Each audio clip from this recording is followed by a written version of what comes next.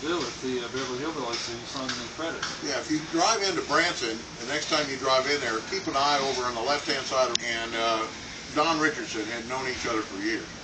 Paul Henning left here and went to California and was the creator of shows like The Real McCoys and Green Acres and Petticoat Junction, which, by the way, is based on Reed Spring, Missouri, and the Beverly Hillbillies. All of the characters in those shows are based on people he knew right here in Taney, Stone, and Berry counties. So, back again to our deal. Don Richardson is on the phone with Paul Henning. And he says, I see in the newspaper that your ratings have slipped a little bit on the Hillbilly show. Well, yeah, he said that happens after a few years. That's sort of the any situation comedy. Don said, I got an idea for you.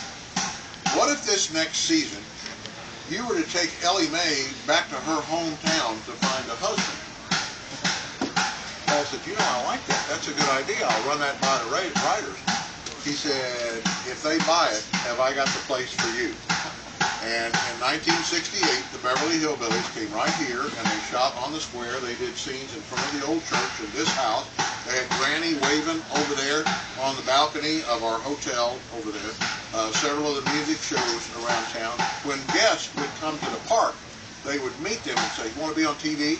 And they would costume those people, and they were in the background shots. And when we had our 50th year celebration, which was in 2010, we came back for orientation at the beginning of the year, and they showed us these films of the Beverly Hillbillies, because for the first time, Silver Dollar City had negotiated with the production company to allow us to put together a DVD of just those shows that were shot here at the park. You see? So they had them for the first time. So proud. We got a few left, I think, over for say the employees bought most of it. There may be some left over there in Hospitality House. I'm not trying to sell them, but anyway, they showed us those film clips in orientation. And some people that we have working for us, about the age of these two young people here who really understand computers and all that stuff, put together a PowerPoint presentation where it would freeze frame one of these crowd scenes. And it would kind of go fuzzy, and a light would come in over this face in there, and it would say Peter Hershin or Jack Hershin, one of the founders of the park, one of the guys who built and moved this house here, as a matter of fact, and are still the owners of this park. And their wife, Sherry, Jack's wife, Sherry. Well, Jody Hershin, who is Peter's wife, I asked her later at a function that we attended, and I said, Jody, I noticed when they showed us those films that you weren't in any of the, she said, no, I was pregnant with our first child, and they didn't want pregnant ladies even in the crowd scenes on TV in 1968. I'll tell you a funny story about 1968. Mark Edwards right here is our log hewer. That man over there looks like he just stumbled down out of the mountains himself. But in 1968, our log hewer here was a man named Jim Bass.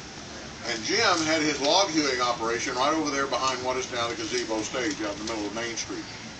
And Buddy Epson played the role of Jed Clampett. You remember him? The old slouch hat and the frock coat and the big mule-eared boots. Well, Buddy had been shooting a scene, and he comes walking across the square, and Jim is out there hewing a log. And Buddy stops and watches him. Now, this is the middle of summertime, and it's hot. And Jim takes his bandana out of his pocket, and he stops a little bit to mop the sweat. And Buddy says, you know, when I was a lad, I was a pretty good hand at that myself. And Jim just held out the broadaxe and said, you want to see if you can still cut the mustard? And off came the hat, off came the coat. Buddy climbed over the rope, took the broadaxe, and finished the log that Jim was working on, to the applause of all of it. We have laughed and laughed. The #1 show in the world. Can you imagine Mark Harmon of NCIS climbing over that rope and grabbing a broadaxe while the insurance people would smother him to death, you know, before he ever...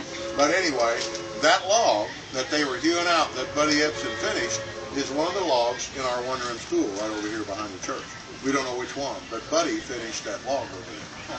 So, in 1968, when all of that occurred, you know, before that time, from 1960 through 1968, Marvel Cave over here had been an attraction for people, cave people, since the 1930s. But from 1960 to 1968, most of the draw at Silver Dollar City were from Missouri, Arkansas, Oklahoma, and Kansas. Now, we not only are seen all across the United States, but all over the world. So, for the first time Silver Dollar City became a national attraction, and we began to get more and more people in. And Jack Hershen, who was one of the owners, said, you know, you realize that the structure of businesses in this country was you either have to keep growing or you die. And he cited examples like Dog Patch and places like that. We went to Dog Patch. We wonder what happened to that. Well, and Mutton Hollow over here. They tried to remain the same, you know, and it just can't happen. You either have to grow. That's part of the tax system in this country. So they had to incorporate. And at that point in time, they became the Silver Dollar City Corporation. About 10 years ago, 12 years ago maybe, they changed that to the Hershen Family Entertainment Corporation. And from that humble beginning, this company now owns 26 properties from coast to coast. Here in town, Silver Dollar City, the Branson Belle Showboat over there.